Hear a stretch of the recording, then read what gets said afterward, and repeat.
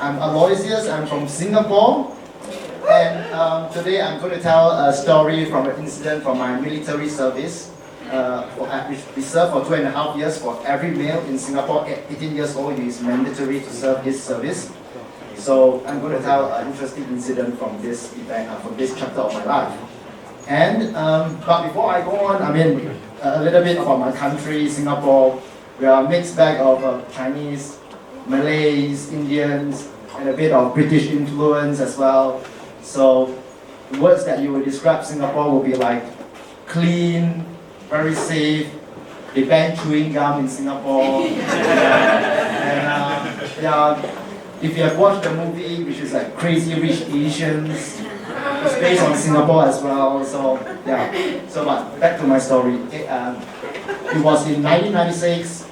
I was 18 years old. I just finished my A-levels, and I was at the peak powers of my video gaming. So at the time, my generation at the time, the game to play is Street Fighter. And I remember there's this character called Chun-Li. She has this helicopter kick. So if you are from my generations, you know Chun-Li from Street Fighter, right? So, at 18 years old, my life changed. Okay? I was drafted for military service, video gaming, 18-year-old teenager to a soldier, just overnight. So I remember on the first day of the draft, they gathered us at the center, and they shaved off our beautiful long locks, and then pop star. We model ourselves as the pop star. So anyway, then they give us a huge duffel bag where we put in all the equipment like the helmets, the boots. It was heavy, and they load us up onto this military truck. So it was hot, humid, and everybody is perspiring, it stinks. And as the military truck drives out of the center, then your mom and dad will wave to you. Your mom will hold a handkerchief and dab her eyes. I will not see my boy for 2 weeks. So we don't go home for 2 weekends. So, and then your dad will be standing there half smiling and thinking, it's about time he grows up. So, then good riddance as well. So anyway, for the first 3 months, we will be inside this what called basic military training. So you just do the basics of getting used to the rifles and the grenades and doing everything with helmets and that awful, hot, stinking army uniform for the first 3 months. Then after that, you will be sent to a division where you specialize in a vocation. So I remember after the first 3 months, I was sent to this division called Air Defense Artillery, where we are supposed to shoot the missiles at enemy aircrafts. And what is interesting about this division is the way they train the soldiers. They had this fantastic, they built this fantastic dome. It's like state of the art. Like, it's a dome-shaped arena, and inside they have a missile system. And you literally have a screen that's 3-dimensional. And guess what we do there? You play video games there. I'm at the right place. I'm in my elements, So video gaming again, good. And then, then we as a group, we played this game as training, and then after that, as with every game, you find some cheat codes, and we realize that hey, there's a bug in this game. You can never shoot down aircrafts that are flying away from you. You can only shoot down aircrafts that are flying towards you. But anyway, we just go through the motions, and then the good thing is in this dome is air conditioned.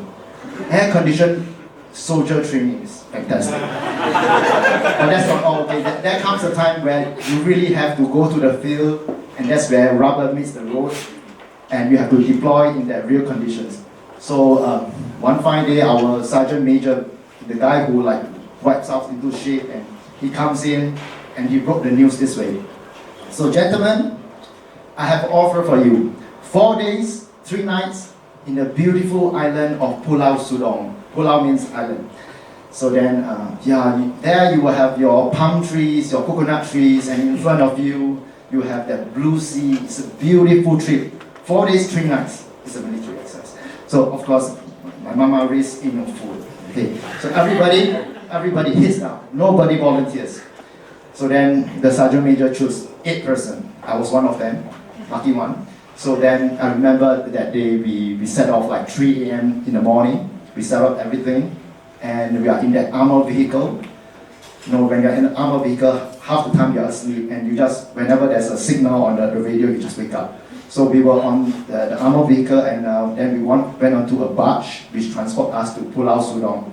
And inside that armored vehicle, I remember this, he went through a jungle, a forest, and through bushes, and he finally reached our destination.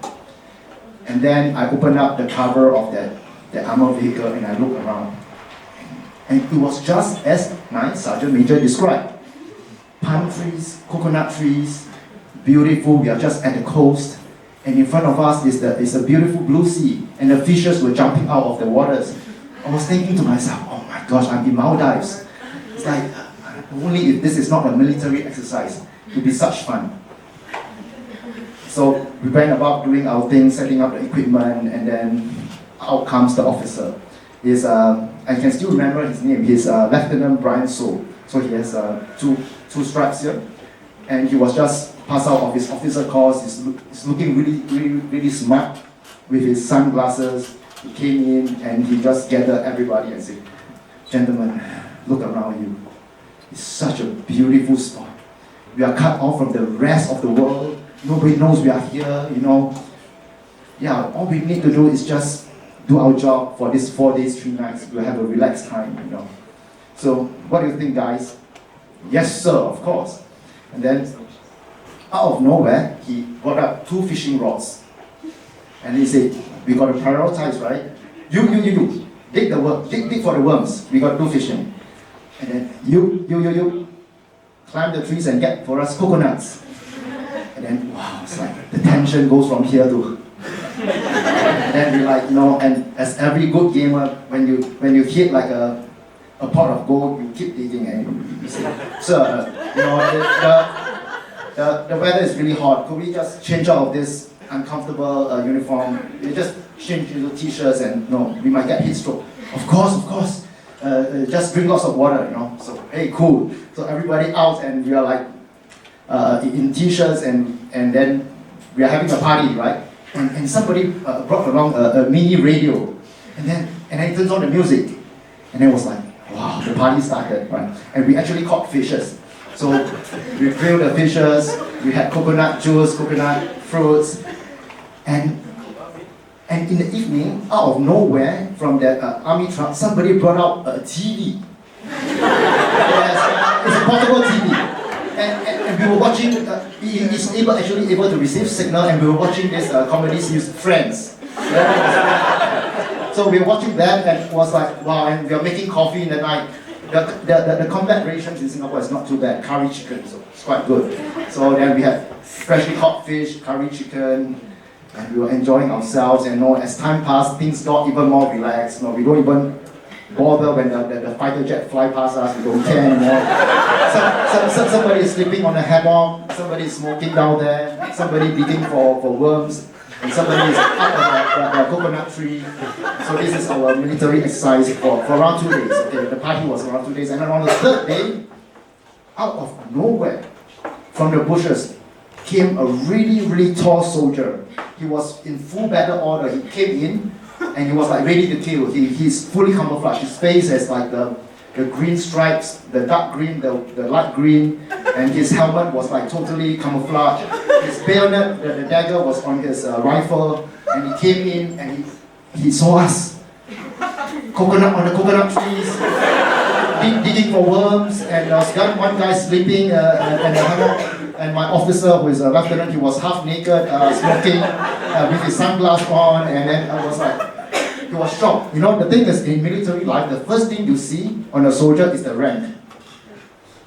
This soldier that came in from the bushes, is tall, he has 3 stripes. Captain, he's a captain. And my young officer, he's only a lieutenant, he has 2 stripes. So we are in trouble, right?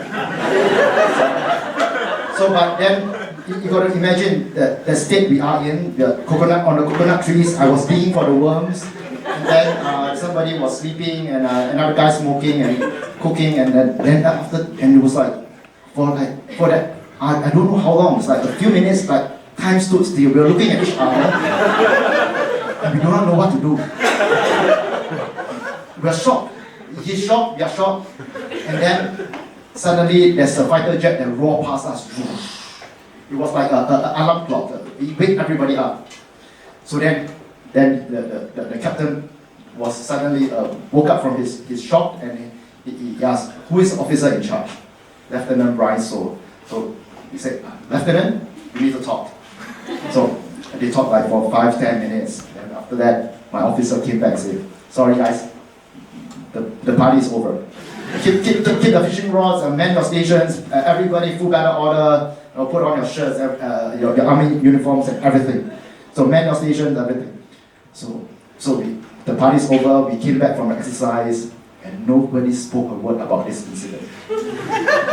But the thing is that I meet with my army friends every year, and every time we had a beer and a meal, this incident always comes up, and it brings so much nostalgia and fun. We always talk about it. Thank you for listening to my story.